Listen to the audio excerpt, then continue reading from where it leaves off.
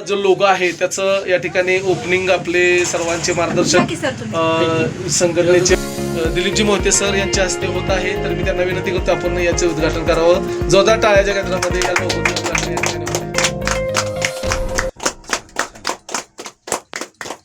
धन्यवाद सर. आपल्या हस्ते या ठिकाणी या लोगोचं उद्घाटन झालेलं आहे. मी सरांना विनंती करतो आपण स्थानापन्न हो.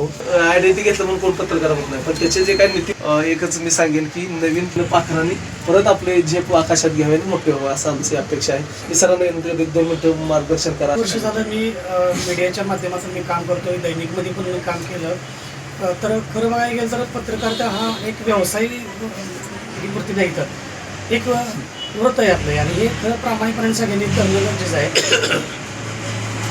याच्या माध्यमातून जे आपण म्हणतो की म्हणतात काही नवीन पत्रकार असतील किंवा काही लोकांना असं वाटतं की हे एक असं साधन आहे की पत्रकारिता म्हणजे पैसे कमवण्याचं साधन आहे असं. तरी